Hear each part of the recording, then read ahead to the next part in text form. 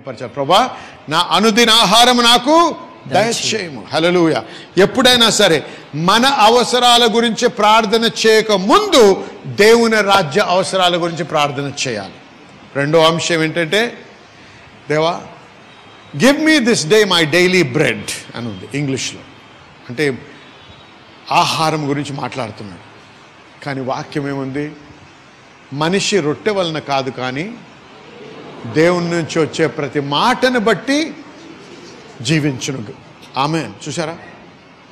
మరి ఎడారిలో నడిపించేటప్పుడు దేవుడు ప్రతిరోజు ఏమిచ్చాడండి వారికి? చెప్పండి, ఏమిచ్చాడు? గట్టిగా మాట్లాడాలి. మన్నానిచ్చాడు. నిన్నటి మన్నా ఇవాళ తినాలనుకుంటే ఏమయ్యేదండి? కుళ్ళిపోయేది. అంటే నిన్నటి మన్నా ఈవేళకి పనిచేయదు. దేవుడు నీతో నిన్న మాట్లాడిన మాట నీవు ఇవాళ ఎదుర్కొనే సమస్యకి పనికిరాదు. హల్లెలూయా. కాబట్టి ప్రతిరోజు కూడా ప్రభువా నాతో మాట్లాడు నాయన, నీ యొక్క ఇన్స్ట్రక్షన్ అంటే బోధ అనుగ్రహించు ప్రభువా, నాకు చూపించు నాయన. చూడండి ఏమన్నాడు? ఐ విల్ ఇన్స్ట్రక్ట్ యూ అన్నాడు. నేను నీకు బోధిస్తానన్నాడు దేవుడు. సారెఫెత్లో ఆ విధవరాలు ఉంది. ప్రవక్త వచ్చేటప్పటికి ఏముంటుంది? అయ్యా ఇది నా చివరి ఆహారము అంటుంది. అయితే దేవుడు ఏమన్నాడు ఏలియాతో? సారెఫెత్కు వెళ్ళు, I have commanded A women to take care of you. అంటే ఒక విధవరాలకి ఏం చెప్పాడండి? నిన్ను పోషించడానికి ఆజ్ఞాపించాను అన్నాడు. జాగ్రత్తగా వినండి. ఆమె ప్రార్థన చేస్తుంది, అయ్యా నేను విధవరాలను, నా దగ్గర ఏమీ లేదు, ఉన్నదంతా అయిపోతుంది, చివరికి వచ్చేసాను ప్రభా, నీవు సహాయం చేయకపోతే నేను బ్రతకలేను, నా కుమారుని చూడు ప్రభా, ఆయన మరణిస్తాడు, ఎలాగైనా సరే కొద్దిగా ఆహారం పంపించు, లేకపోతే డబ్బు పంపించు ప్రభా అని ప్రార్థన చేస్తుంటే దేవుడు మాట ఇస్తున్నాడు. డబ్బు పంపించాడా? మాట్లాడండి. డబ్బు పంపించాడా? లేదు. ఆహారం పంపించాడా? లేదు. కానీ మాటను పంపించాడు. మాట ఏమంటున్నాడు? నేను నీకు ప్రవక్తను పంపిస్తున్నాను, ఆయన పోషించు. నన్ను పోషించమని నిన్ను అడిగితే ఇంకోటిని పోషించమని నువ్వు నాకు చెప్తున్నావు ప్రభువా. గమనించండి, in every instruction of God your prosperity is locked. దేవుడు ఇచ్చే ప్రతి ఉపదేశంలో నీ ఐశ్వర్యము లేదా నీ అభివృద్ధి ఉంటుంది. హల్లెలూయా. ఏదైతే ఈ ఐశ్వర్యం ఉందో చూసారా, అది బంధించబడిన స్థితిలో ఉంది. అది నీ పట్ల వర్ధిల్లాలంటే దేవుడు నీకు ఇచ్చినటువంటి ఆ బోధనికి నువ్వు లోబడాలి, దానికి విధేయుడవ్వాలి. ఎప్పుడైతే ఆ స్త్రీ నమ్ముతున్నానయ్యా నువ్వే మాట్లాడవని చెప్పి ఉన్న దాంట్లోంచి ప్రవక్తకి ఇచ్చాడో అద్భుతం జరిగింది. హల్లెలూయా. దేవుడు ప్రభా నాకు ఆహారం ఇవ్వు, ప్రభా నాకు ఉద్యోగం ఇవ్వు, ప్రభా నాకు బట్టలు ఇవ్వు అంటే ఆ దేవుడు అవి పంపించకపోవచ్చు, నీకు ఒక మాట ఇస్తాడు. ఆ మాటకు నువ్వు విధేయత చూపించు. రాత్రంతా కష్టపడ్డానయ్యా, అయినా నువ్వు లోతులో వేయి వెళ్ళా అన్నాడు దేవుడు. ఇదేం ఇన్స్ట్రక్షన్? నా చేపలు కావాలి ప్రభా అంటే నువ్వు లోతులో వేయు అంటున్నాడు దేవుడు. ఆయన అభివృద్ధి దేంట్లో ఉంది? ఆయన మాటలో ఉంది. ఆ మాటకు విధేయత చూపిస్తే అప్పుడు అభివృద్ధి పొందుతాడు. ఇంకో స్థలంలో ఏమన్నాడు?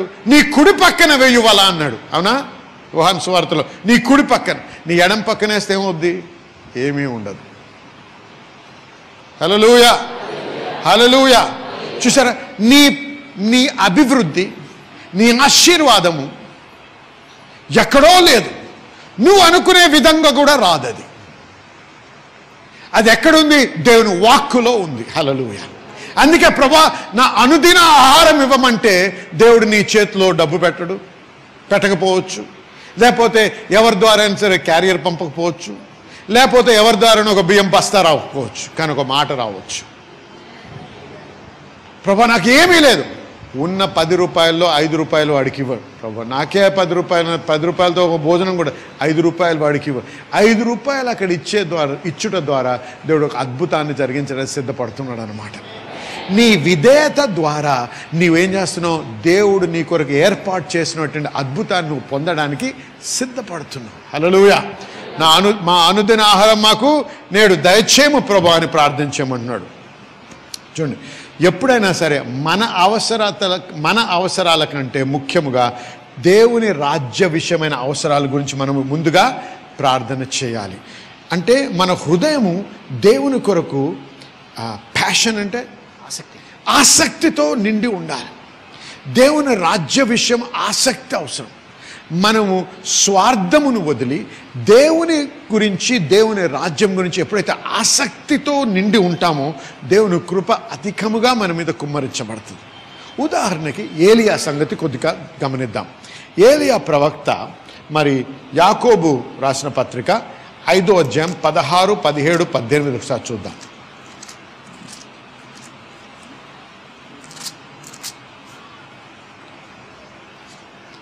16 నీతిమంతుని విజ్ఞాపన మనఃపూర్వకమైనదై బహుబలము గలదై యుండును. హల్లెలూయా. ఏలియా మన వంటి స్వభావము గల మనుష్యుడే. ఏలియా మనలాంటి స్వభావము కలిగిన మనిషే. వర్షింపకుండునట్లు అతడు ఆసక్తితో ప్రార్థన చేయగా 3.5 సంవత్సరముల వరకు భూమి మీద వర్షింపలేదు. అతడు మరలా ప్రార్థన చేయగా ఆకాశము వర్షమిచ్చెను, భూమి తన ఫలమిచ్చెను. నా సహోదరులారా, మీలో చాలు. ఏలియా చాలా గొప్ప ప్రవక్త, బహుగా ఆశీర్వదించబడి బహు గొప్ప అద్భుతాలు జరిగించినటువంటి ఈ వ్యక్తి. ఈయన ఈ యొక్క పరిధిలో దేవుడు ఆయన వాడుకోవడానికి అద్భుతాలు జరిగించాడంటే దానికి కారణం ఏంటో తెలుసా? ఆయనకి దేవుని పట్ల ఉన్నటువంటి ఆసక్తిని బట్టి ఈ విధంగా ఆయన జీవితంలో జరిగింది. మనకి కూడా అటువంటి ఆసక్తి ఉంటే మనము కూడా దేవుని ఆ యొక్క లెవెల్లో, ఆ యొక్క పరిధిలో మనము కూడా అనుభవించగలం. ఈ ఏలియా ఎవరు అనేది ఒకసారి చూద్దాం. 1 రాజుల గ్రంథము 19వ అధ్యాయము 10వ వచనం ఒకసారి చదువుదాం. అతడు ఇశ్రాయేలు వారు నీ నిబంధన త్రోసివేసి నీ బలిపీఠములను పడగొట్టి నీ ప్రవక్తలను ఖడ్గము చేత హతము చేసిరి. సైన్యములకు అధిపతియగు దేవుడు నగు యెహోవా కొరకు మహారోషము గలవాడనై నేను ఒకడును మాత్రమే మిగిలి ఉండగా వారు నా ప్రాణమును కూడా తీసివేయుటకై చూచుచున్నారని మనవి చేశాను. 10వ వచనము నేను ఇంగ్లీష్లోంచి బోధిస్తా, కొద్దిసేపు వినండి జాగ్రత్తగా. ఏమని ఉందంటే, I have been very jealous for God. అందరు జెలస్ అనండి గట్టిగా. సాధారణంగా జెలస్ అనేది నెగటివ్ వర్డ్. జెలస్ అంటే కుళ్ళుకోవడం అన్నట్టు, అంతేనా?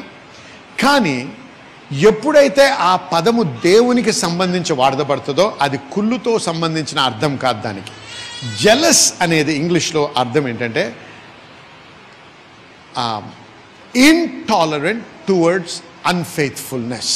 అంటే అవిశ్వాస్యతను బట్టి సహించకపోవడం. అవిశ్వాసము, దేవుని యందు విశ్వాసం లేకుండా నమ్మదగిన వానిగా ఉండకుండా ఉంటే దేవుడు అది సహించలేను అని చెప్తున్నాడు అనమాట. అందుకే చూడండి, అందుకే మనం గమనించినట్టయితే వాక్యంలో అనేక సార్లు మనం చదువుతాం. ఏమని చెప్తాం అంటే, ఇశ్రాయేలు జనాంగము దేవుని చేత మొత్తబడింది. ఎందుకో తెలుసా? దేవుడు అనుకుంటూ విగ్రహారాధన చేసేవారు. ఆమేన్. మరి ఏలియా కాలంలో కూడా ఏమంటున్నాడు ఏలియా? అనేక మంది ప్రభువా వారు మోకాల్ని వంచారు. ఎవరికి? బయలుదేవతకి. చూడండి, నామకార్థముగా ఉండి తన జీవితంలో ఆశీర్వాదం పొందాలి ఈ లోకంలో అని చెప్పి దేనికైనా వారు లోబడిపోతూ ఉంటారు. సంఘానికి వచ్చినప్పుడు దేవుని బిడ్డలు, సంఘంలోంచి బయట అడుగు పెట్టగానే లోకంలో ఉన్న దయ్యాలుగా మారుతారు. దేనికైనా లోబడతారు, ఏదైనా చేస్తారు.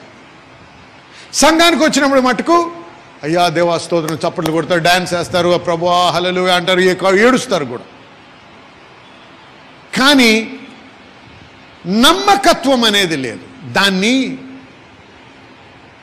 వాక్యానుసారంగా చూసిన దాన్ని ఏమన్నాడండి దేవుడు? ఏమన్నా పిలుస్తున్నాడు దాన్ని? ఆత్మీయ వ్యభిచారము అన్నాడు దాన్ని. అవునా? మాట్లాడండి. హల్లెలూయా చెప్పండి. దేవుడు అది సహించలేడు. మరి మన మధ్య ఉన్నటువంటి ఒక సహోదరి మరి కొన్ని దినాల క్రితం లేక కొన్ని సంవత్సరాల క్రితం 2006వ సంవత్సరంలో మరి తన అపెండిసైటిస్ అనేటువంటి సమస్యతో బాధపడుతున్నప్పుడు తనకి సర్జరీ చేయడం జరిగింది. సర్జరీ చేసిన తర్వాత తనని వార్డ్కి షిఫ్ట్ చేస్తున్న సమయంలో ఆ మంచానికి ఉన్నటువంటి ఒక రాడ్ అనేది తన తలకి తగలడం జరిగింది. ఆ సమయంలో మన డాక్టర్స్ ఏం పర్వాలేదు అని చెప్పినప్పటికీ అప్పటి నుంచి కూడా తనకి తరచుగా తలనొప్పి అనేది రావడం జరుగుతూ ఉంది. మరి ఎన్ని మందులు వాడినా కూడా మరి తనకి ఏ విధమైనటువంటి రిలీఫ్ దొరకలేదు. డాక్టర్స్ని అడిగినప్పుడు మరి సంపూర్ణంగా ఆ స్థితి నుంచి విడుదల పొందడం కష్టమని చెప్పారు. అంటే టెంపరీగా ఆ మందులు వేసుకున్న కొద్ది సమయమే ఆ నొప్పి నుంచి ఆ కుమార్తె మరి కొద్దిగా విడుదల పొందేది, మరలా తిరిగి ఆ నొప్పి రావడం అనేది జరిగింది. అయితే ఎప్పుడైతే మరి కొన్ని నెలలుగా ఈ సహోదరు మన సంఘానికి వస్తున్నారో దేవుని వాక్యం ద్వారా మరి విశ్వాసంలో బలపడుతున్నారు. మరి గుడ్ ఫ్రైడేకి ముందుగా ఉన్నటువంటి వారంలో మన ఆరాధనకు వచ్చిన సమయంలో మరి తను చాలా విపరీతమైనటువంటి నొప్పితో మన ఆరాధనకి రావడం జరిగింది. మరి ఆ ఆరాధనలో పాస్టర్ మల్లిన్ గారు ఎవరైతే మరి తలనొప్పితో బాధపడుతున్నారో మరి గతంలో జరిగిన ఒక సంఘటనను బట్టి ఏర్పడిన తలనొప్పి అని చాలా స్పష్టంగా విడుదల చేసిన మాటను ఈ కుమార్తె మరి తన స్వీకరించారు. వెంటనే నిలబడి దాన్ని పొందుకోవడం జరిగింది.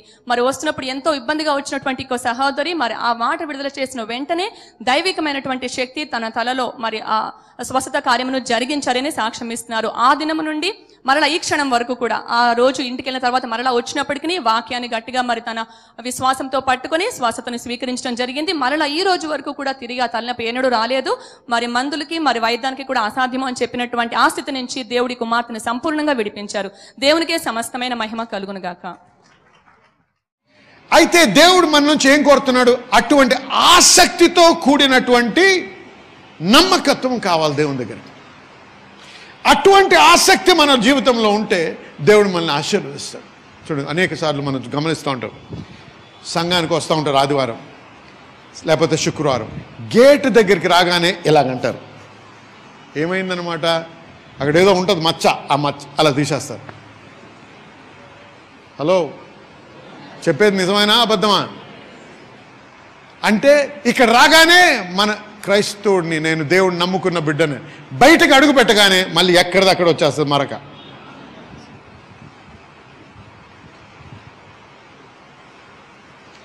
దేవుణ్ణి ఆరాధిస్తూ ఇంకోరికి ఆరాధిస్తే నేను సహించలేను అన్నాడు దేవుడు.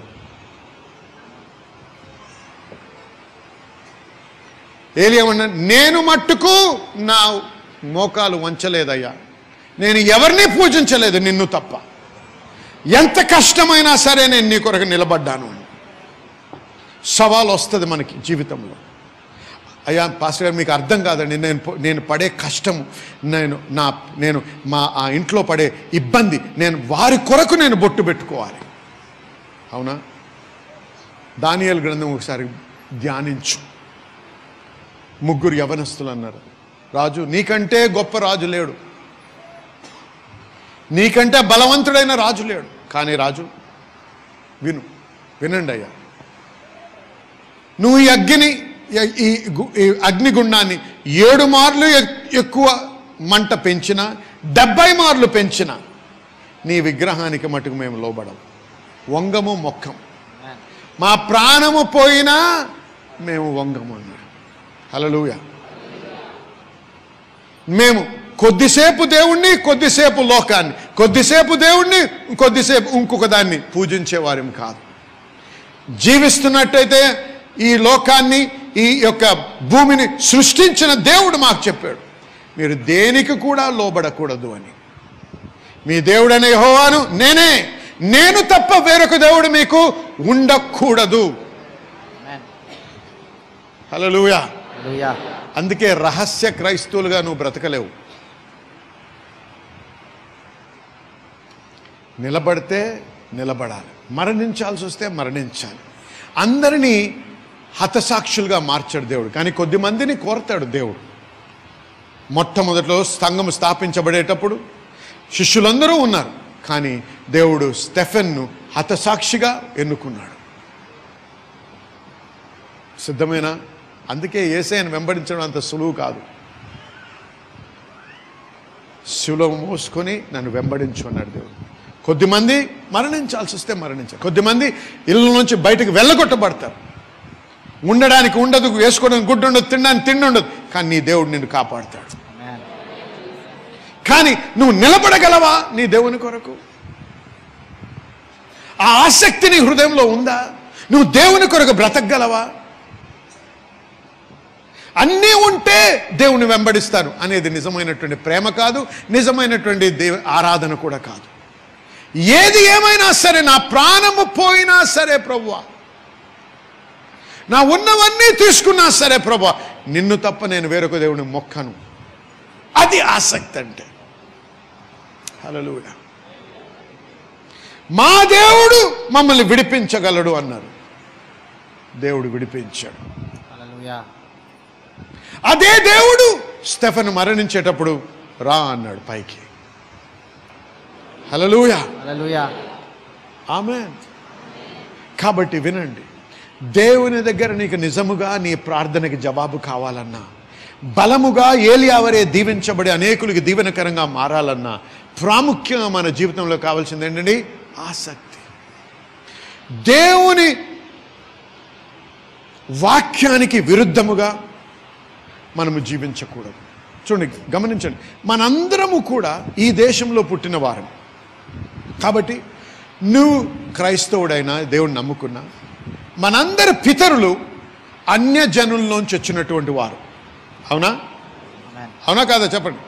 కాబట్టి మన అలవాట్లలో, మన ఆచారాల్లో కొన్ని గతము నుంచి వచ్చినవి ఉన్నాయి. ఆ గతము నుంచి వచ్చినవి వాక్యానుసారంగా లేకపోతే వాటిలో మనము పాల్గొనకూడదు.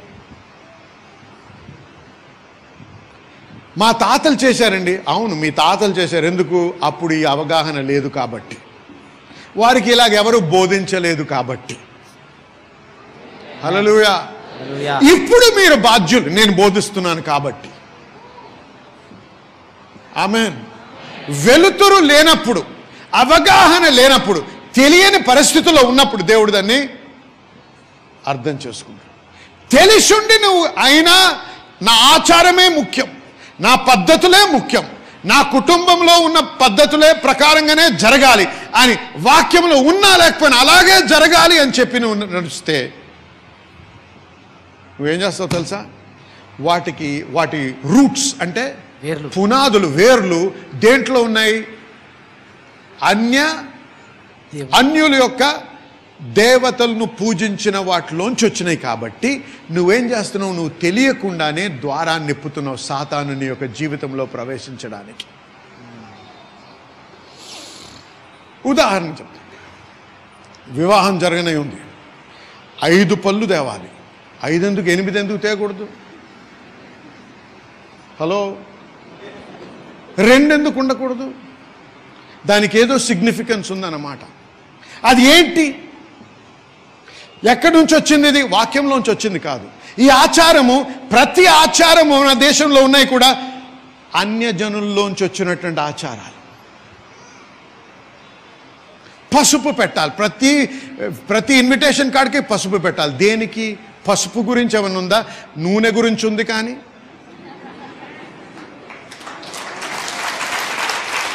హల్లెలూయా. తాళి కట్టాలి అని ఉందా? దానికి ఏమి సిగ్నిఫికెన్స్ ఉంది నీ గతంలో? ఆ తాళి కూడా పసుపు పూయాలి. ఎందుకు? ఈ ఆచారాలన్నీ వాక్యానుసారంగా ఉన్నాయి. చూడండి, ఇవి చేసినందుకు నువ్వు నరకానికి వెళ్తావని కాదు, ఇక్కడే నరకాన్ని అనుభవిస్తావు. నరకాలకి వెళ్ళేంతవరకు ఆగాల్సిన అవసరం లేదు. ఎందుకో తెలుసా? ఎప్పుడైతే నీ ఆచారాల ద్వారా ఏవైతే అన్య జనుల నుంచి, అన్య దేవతలను పూజించే ఆచారాల నుంచి వచ్చాయో అవిటి ద్వారా, అవిటి చేయటం ద్వారా ఏం చేస్తున్నాం? మనం ద్వారము విప్పి వాటికి పర్మిషన్ ఇస్తున్నాం, అనుమతినిస్తున్నాం. అందుకు అవి రావడానికి ఆస్కారం ఇస్తున్నాం. అందుకే చూడండి, అనేక మంది క్రైస్తవులు కూడా దేవుని నమ్ముకున్నాము, తిరిగి జన్మించామంటావు, అయినా వారి జీవితంలో శాంతి ఉండదు, సమాధానం ఉండదు. ఎందుకు? ఎక్కడో ద్వారంను విప్పారు. హల్లెలూయా, హల్లెలూయా, హల్లెలూయా. అంటే పాశ్చాత్య ఆచారాలు మంచిగా కాదు. పాశ్చాత్య దేశాల నుంచి వచ్చినా, ఈ దేశాల నుంచి వచ్చినా, ఏ దేశాల నుంచి వచ్చినా ఒకసారి దీనికి వాక్యానికి విరుద్ధంగా లేనటువంటి ఆచారం అయితే ఏమీ పర్వాలేదు. ఏవైనా దేవతలకు, అన్య దేవతలకు, రాళ్లకు, లేకపోతే విగ్రహాలకు సంబంధించిన ఏ ఆచారమైనా సరే దాన్ని ఒప్పుకోవడానికి వీలు లేదు. మీరు హల్లెలూయా. పాలు ఎందుకు పొంగించాలి కొత్త ఇంట్లో? ఎక్కడైనా పాలు పొంగించమని ఉందా? పరిశుద్ధాత్మునికి సాదృశ్యం పాలా లేకపోతే నూనె? అనాయింటింగ్ ఆయిల్ వేయండి మీరు ఇప్పుడు. హల్లెలూయా.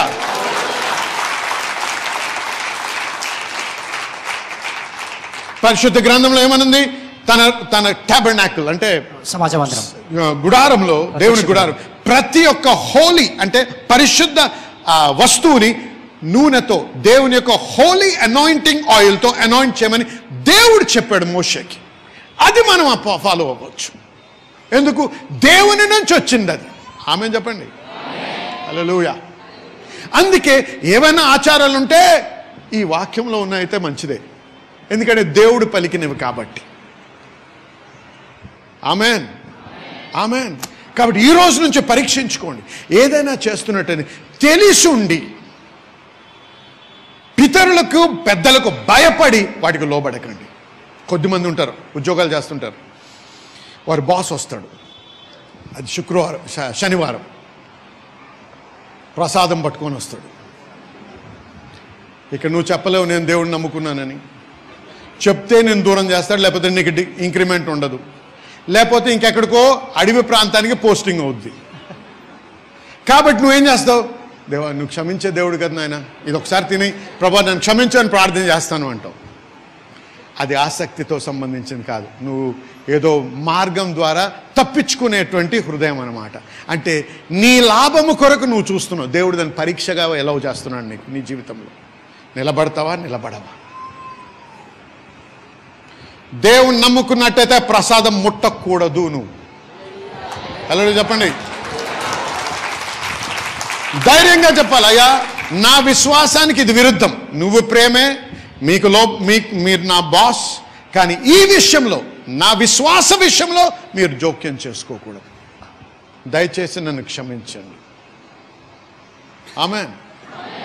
కొద్దిమంది అంటే లైఫ్ ఆఫ్ కాంప్రమైజ్ అంటారు, చూసారా? అంటే రాజీ పడిన జీవితం జీవించకూడదు.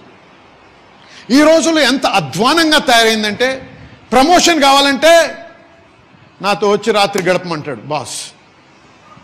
అంత దరిద్రంగా తయారవుతుంది. కొద్దిమంది తన శరీరాలను అమ్ముకుంటున్నారు డబ్బు కొరకు, పదవి కొరకు.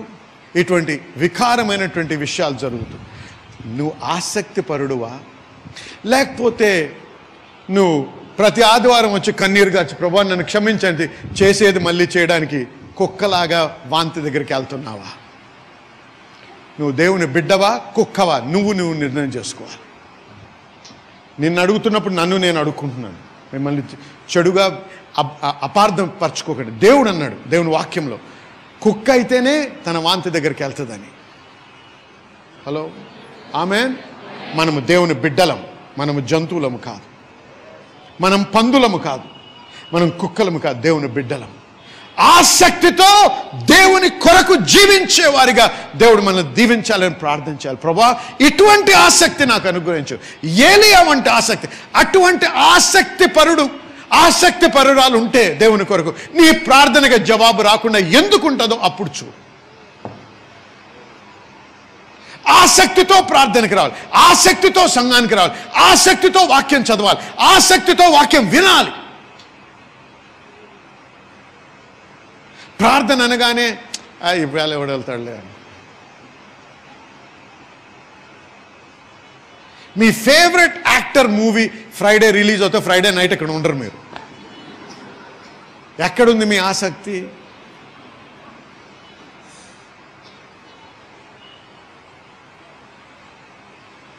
కాబట్టి వినండి, ఏం నేర్పిస్తున్నానంటే ప్రార్థన అనేది ఒక పద్ధతి, లేకపోతే ప్రార్థన అనేది ఒక మెకానికల్ థింగ్ కాదు.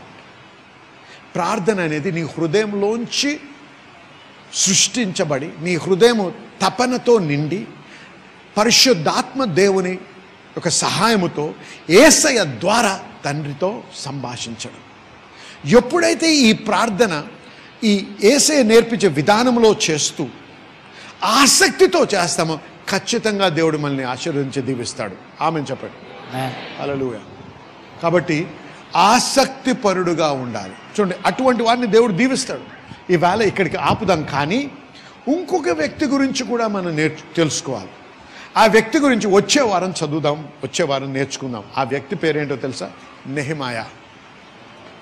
నెహెమియా అంటాం మనం తెలుగులో. నెహెమాయా గురించి, నెహెమాయా ఎటువంటి ఆసక్తిపరుడో, ఏం చేశాడో దేవుడు, ఆయన ఎలా ఆశీర్వదించబడ్డాడో అదంతా వచ్చే వారం ఇక్కడ నుంచి మనం గమనిద్దాం. కానీ ముఖ్యంగా మీరు ఈవేళ వెళ్ళేటప్పుడు నేర్చుకోవాల్సింది ఏంటంటే, నువ్వు దేవుని కుమారుడివి, ఆ స్థితిలో ఉండి దేవుని స్తుతించాలి. ప్రాముఖ్యంగా దేవుని రాజ్యము, సంఘ విషయాలు ప్రార్థన చేయాలి. దాని తర్వాతే మన అవసరాల నిమిత్తం మనం ప్రార్థన చేయాలి. ఆసక్తితో నిండిన వ్యక్తులుగా మనము ఏలియా వలె మనం ఆసక్తి పరులమై ఉండాలి. దేవుడు మిమ్మల్ని దీవించుగాక. ఆశించబడ్డారా? నేర్చుకున్నారా ఏమన్నా? ఈ రోజు నుంచి ఏదైనా సరే మీకు తెలిసినటువంటి పద్ధతి కానీ ఆచారం కానీ ఏదైనా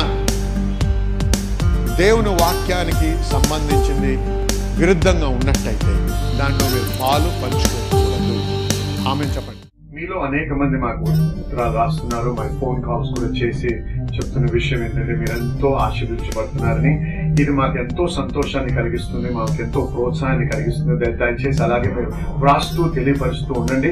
మరి మీకు ఇది ఆశీర్వాదకరంగా ఉంటే మరి మీరు మాతో పాటు భాగస్వాములై ఇంకా అనేక మందికి ఈ వాక్యం ప్రకటించడానికి సహాయపడమని మిమ్మల్ని ప్రోత్సహిస్తున్నాం కూడా. ఎందుకంటే వాక్యంలో ఖచ్చితంగా ఒక ఆశీర్వాదం గురించి వ్రాయబడింది. ఎప్పుడైతే మనం దేవుని యొక్క రాజ్యంలో విత్తనం విత్తుతామో ఆ విత్తనానికి నూరంతర ఫలం దేవుడు మనకు అనుగ్రహిస్తారని. ఎప్పుడైతే మనం రాజ్య విస్తరణ కొరకు మనం పనిచేస్తామో, రాజ్యము దేవుని యొక్క రాజ్యం విస్తరించాలని చెప్పి మనం విత్తనం నాటుతామో, ఆ విత్తనాన్ని బట్టి దేవుడు మనల్ని ఎంతగానో అన్ని విషయాల్లో, మన కుటుంబ జీవితంలో, మన ఆర్థిక విషయాల్లో, అన్ని విషయాల్లో కూడా దేవుడు మనల్ని దీవిస్తాడు. కాబట్టి ఈ యొక్క ప్రసారము మిమ్మల్ని ఆశీర్వదించుతున్నట్టయితే, ఈ వాక్యములో మీరు బలపడుతున్నట్టయితే, మీ వలె అనేకులు ఆశీర్వదించబడాలని మీకు ఆశ ఉండి మరి దేవుని యొక్క రాజ్యంని బాగా కట్టాలని మిమ్మల్ని మనవి చేస్తుంది ఏంటంటే, మాతో పాటు మీరు భాగస్వాములో ఉండి మనము కలిసి దేవుని రాజ్యం బహుబలముగా కడుతూ విస్తరించడానికి మనము ప్రయాసపడదాం. దేవుడు మిమ్మల్ని దీవించుగాక.